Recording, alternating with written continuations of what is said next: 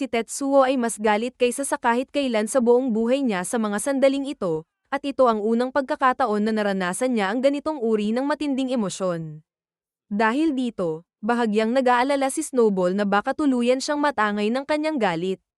Samantala, matagumpay nang nakarating ang iba sa bubong ng mall. Naniniwala si Takamura na kaya nang talunin ni Tetsuo si Segami ngayon, ngunit ipinaalala ng boss na wala pa ring kasiguraduhan iyon dahil hindi naman ganoon katibay ang mga isinagawang pagkukumpuni. Ang tanging magagawa nila ay umasa na makakatagal ang mga iyon hanggang sa mapabagsak ni Tetsuo si Segami. Sa kanilang pinagtataguan, nagawa ring masubaybayan ng mga tao ang laban sa pamamagitan ng drone.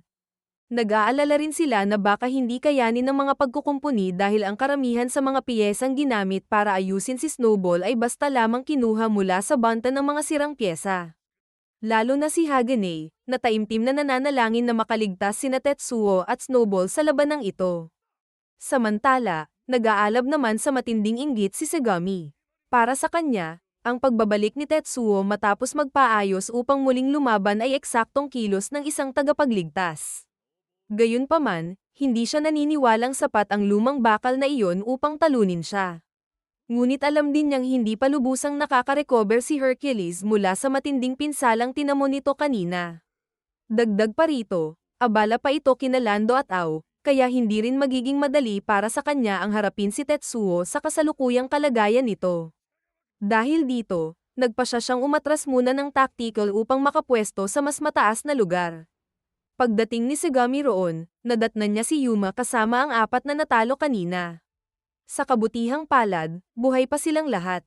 Nasunog man ang kanilang mga damit at nawalan sila ng malay dahil sa pagkakaputol ng kanilang koneksyon sa Kaijo nang masunog ito, wala naman silang ibang malubhang pinsala. Natuwa si Segami nang marinig iyon. Kaya tinanong niya si Yuma kung dala pa rin ito ang kanyang baril. Buong pagmamalaking sinabi ni Yuma na lagi siyang armado, gaya ng itinuro sa kanya ni Segami. Dahil dito, ipinagkatiwala ni Segami kina Yuma sina Toichi at ang iba pa at sinabing siya na muna ang mamamahala. Ngunit alam niyang hindi sapat ang baril upang pigilan si Ao sakaling magising ito. Kaya bilang pag-iingat, binasag muna niya ang ilan sa mga buto ni Ao. Nang makita iyon ni Tetsuo, tuluyan siyang nilamon ng galit. Agad siyang sumugod upang iligtas si Ao. Ngunit ibinagsak lamang ni Segami si Ao sa mga bisig ni Yuma bago niya itinulak pa atras si Tetsuo. Nakabawi si Tetsuo sa kanyang pagtayo. At sa unang pagkakataon sa kanyang buhay, tunay niyang naunawaan kung ano ang ibig sabihin ng mapuot sa isang tao. Kaya nangako siyang pagbabayaran ni Segami ang ginawa nito. Muli siyang sumalakay. Likas na umiwas si Hercules sa unang atake. Ngunit ngayon ay mayroon ng sand atang magagamit sina Tetsuo at Snowball upang mapahaba ang kanilang abot. Kaya kahit nakaiwas si Hercules, naitama pa rin nila ang hampas patungo sa leeg nito. Wala nang nagawa si Hercules kundi harangin ang pag-atake. Ngunit dahil sa karagdagang lakas mula sa arm booster, nagawa ni Snowball na madaig ito at mawalan ng balanse. Kaagad niyang sinundan iyon ng isa pang palakol na patungo sa leeg. Nakaiwas si Hercules sa unang bahagi ng pag-atake, ngunit inaktiba ni Tetsuo ang extension function ng palakol. Biglang bumulusok palabas mula sa hawakan ang talam ng palakol. Muli mang nakaiwas si Hercules, nawalan naman ito ng matinding balanse. Sinamantala iyon ni Tetsuo at nagpakawala ng isang buong lakas na suntok diretso sa ulo nito.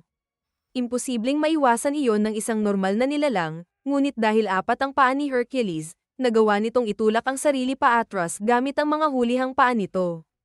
Hindi inasahan ni Segami na magiging ganito kalakas si Tetsuo gamit lamang ang mga piyesang pinulot sa tambakan. Dahil dito, muli siyang nagsimulang umatras. Ngunit hindi siya hinayaang makatakas ni Tetsuo. Inutusan niya si Snowball na hilahin pabalik ang talam ng palakol. Habang bumabalik ang talam, dumaan ito mismo sa ibabaw ng ulo ni Hercules at tuluyang pinutol ang tuktok nito. Sa buong karera ni Tetsuo bilang manlalaban ng Kaijo, hindi niya masasabing hindi pa siya kailanman natalo. Ngunit isang bagay ang tiyak, hindi siya kailanman natalo ng 2 beses sa parehong paraan. Natututo siya sa kanyang mga pagkakamali at umaangkop upang sa huli ay siya ang manaig. At ngayon, personal na nararanasan iyon ni Segami. Upang tapusin na siya, nagpakawala si Tetsuo ng napakalakas na suntok patungo sa dibdib ni Hercules. Ngunit sa kanyang pagkagulat, nahulaan iyon ni Sagami. Binuksan nito ang ikalawang bibig ni Hercules sa tamang sandali upang maiwasan ang direktang tama.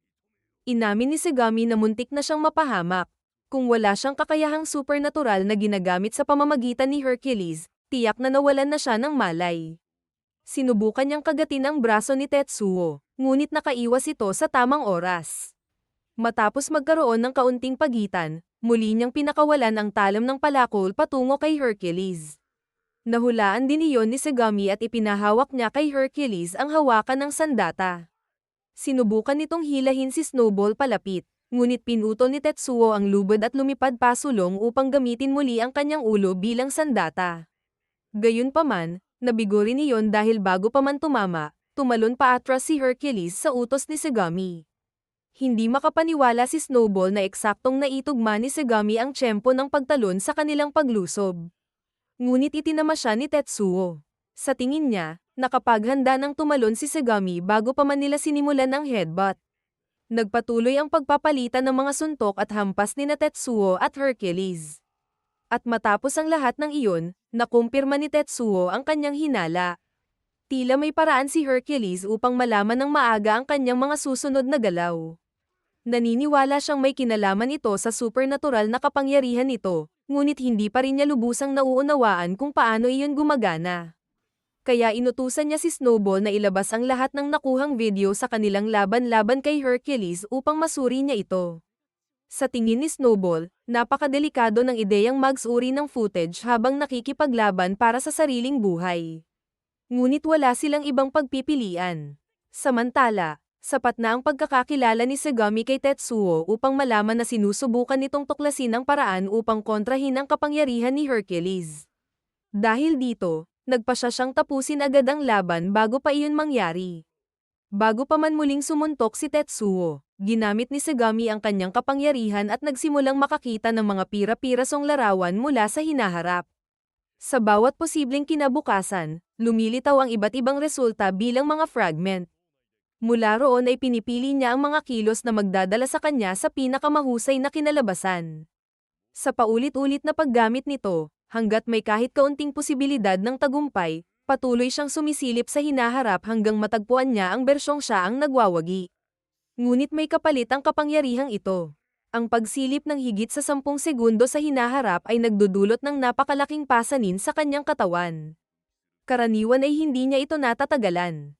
Ngunit kung nais niyang talunin si Tetsuo, kailangan niyang magpatuloy hanggang matagpuan ang tiyak na landas patungo sa tagumpay.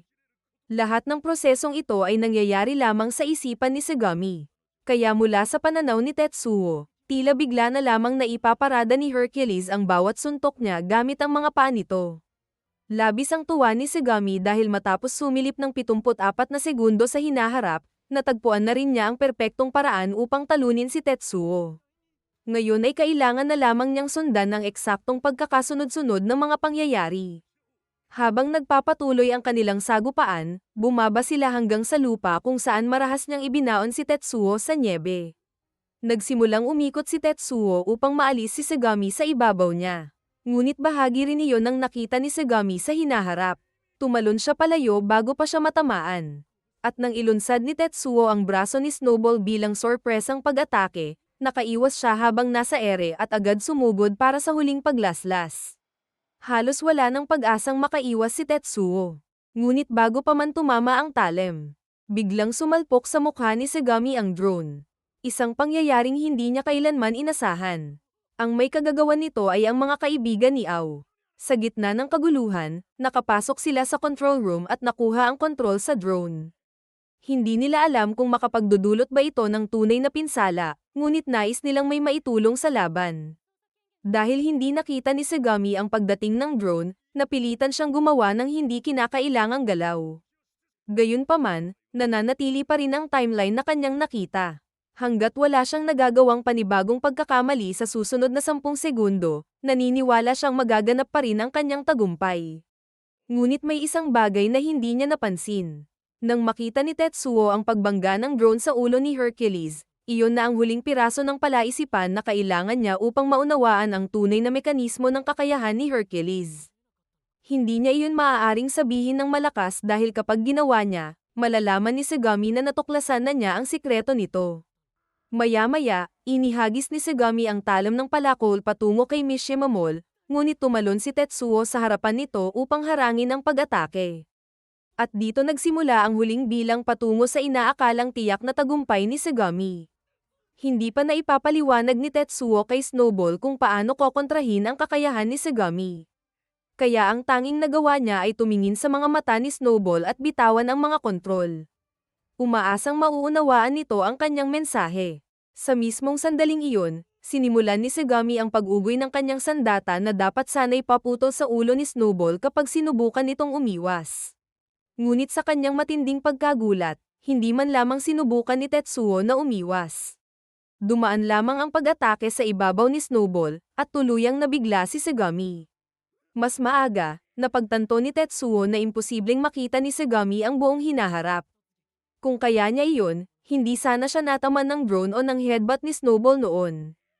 At ang nag-iisang pagkakatulad ng dalawang pangyayaring iyon ay ang katotohanan ng isang bagay na walang sariling buhay ang naging sanhi ng pagtama. Dahil dito, nabuo ang teorya ni Tetsuo na nakikita lamang ng kakayahan ni Sagami ang mga kilos ng mga buhay na nilalang. Ginagamit nito ang impormasyon mula sa mga galaw ni Tetsuo upang hulaan kung paano kikilos si Snowball. Ngunit ngayong binitawan ni Tetsuo ang kontrol, nawalan ng halaga ang lahat ng prediksyon ni Sagami. Ibig sabihin, habang si Snowball ang namamahala sa pakikipaglaban, wala ng paraan si Sagami upang malaman ang susunod nitong gagawin. Ganap siyang naging walang depensa. Kaya buong lakas na isinagawa ni Snowball ang isang matinding headbutt. Napakalakas ng pinsalang dulot nito na napadora ng napakaraming dugo si Hercules. Sinubukan muling sumilip ni Sagami sa hinaharap sa pamamagitan ng pagmamasid sa mga kilos ni Tetsuo, ngunit wala namang ginagawa si Tetsuo sa mga sandaling iyon. Dahil dito, wala siyang ideya kung ano ang susunod na mangyayari. At muli siyang tinamaan ng isa pang headbutt. Nagsimula ng matarante si Sagami. Nagpakawala siya ng isang desperadong pag-atake upang mabigla si Snowball, ngunit muling kinuha ni Tetsuo ang kontrol upang makaiwas. Bagaman kaya na ngayong hulaan ni Sagami ang susunod na kilos ni Tetsuo, naniniwala si Tetsuo na wala na itong magiging saysay. Sa tindi ng mga pinsalang tinamo ni Hercules, wala ng paraan upang makaiwas pa ito sa susunod na pag-atake. At ganoon nga ang nangyari. Nang subukan ni Sagami na maghanap ng landas patungo sa tagumpay, hinarap siya ng malupit na katotohanan, wala nang natitirang hinaharap kung saan siya ang nananalo.